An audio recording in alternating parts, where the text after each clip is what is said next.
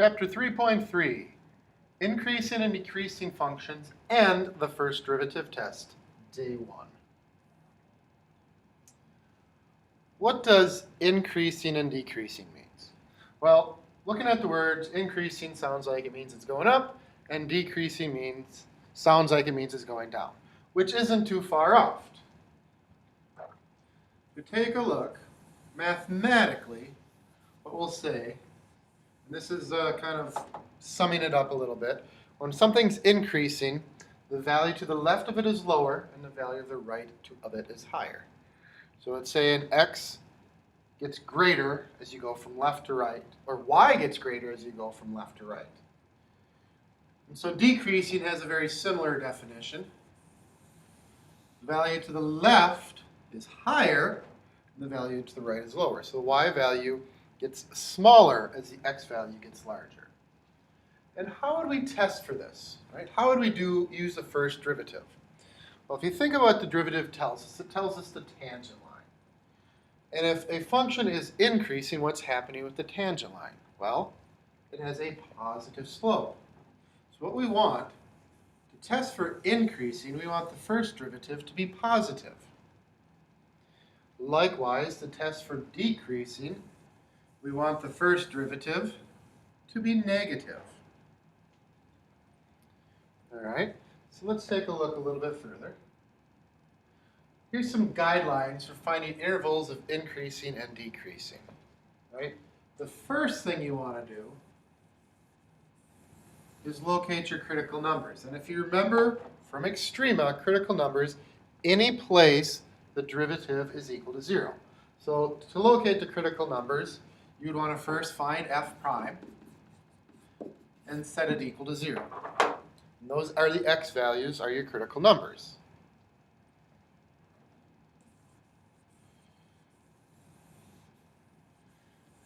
And then we want to find the sign of f prime, find the sign of the derivative, positive or negative, at one test number in each interval. So we're going to plug and chug and see whether the result's positive or negative. We don't care the exact value, we just care positive or negative. And finally, use that information to decide whether our function is increasing or decreasing based on the sign of our derivative. So let's try that.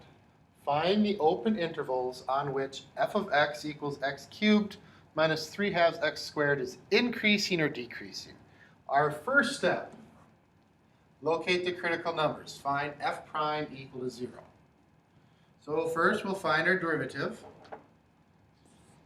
F prime of x equals 3x squared minus 3x. We'll set that equal to 0 and factor. So we'll have 3x times x minus 1. We see that our critical numbers are x equals 0 and x equals 1. All right? So that's step 1. Step 2, determine the signs of f prime at one test number in each interval. Well, I'm going to write this out on a number line so I can see my intervals better. I got 0 and 1 are my critical numbers, and I want to check a number in each interval. All right, so this interval right here, that interval right there, starts at negative infinity and goes till 0. So I need to pick a number between negative infinity and 0.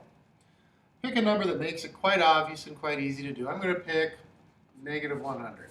You don't need to write the numbers you're trying. I'm just doing that for reference here. If I take negative 100 and I substitute it into here, I get negative 300. Remember, we're just concerned with the sign, so I'm just going to write negative. If I take my test number, negative 100, and plug it into there, I get negative 101, which again is negative.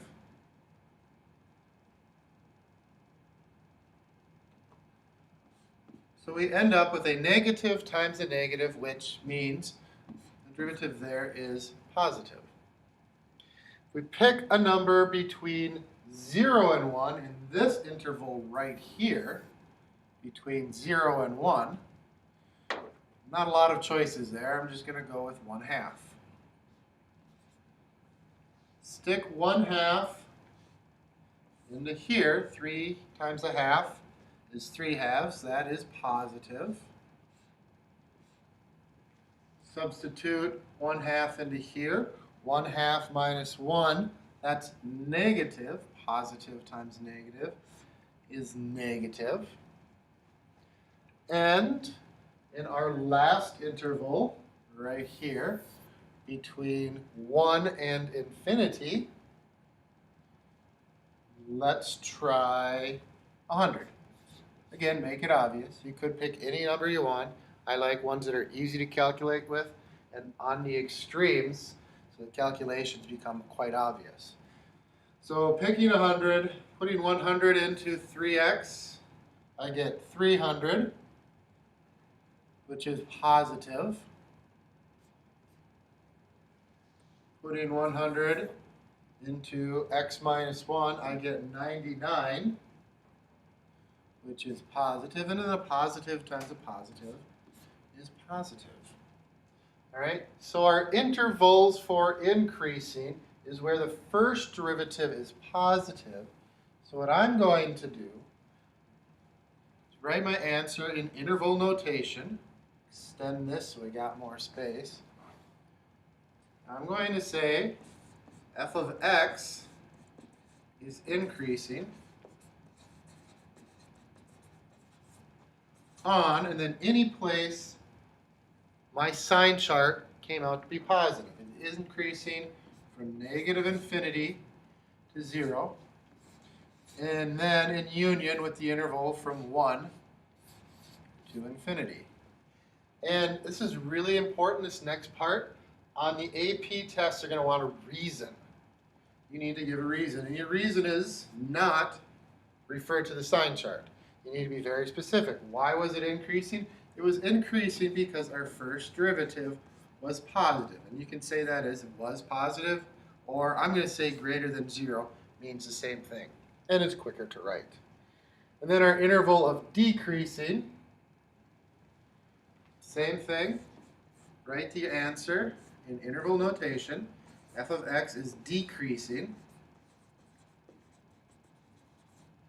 on the interval from 0 to 1 because our derivative is less than 0, aka negative.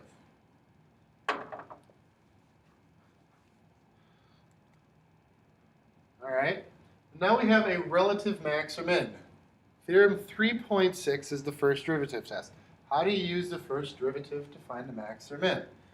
Well, if you think about it, here's a function with a max right here. Before that, what's the first derivative? Well, this is increasing, so the first derivative is positive. Afterwards, it's decreasing, so the first derivative is negative. So to find a max, your derivative changes from positive to negative.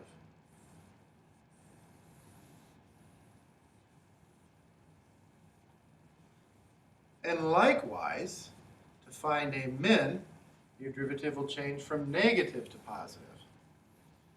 All right? So if the sign changes from negative to positive, you have a relative min.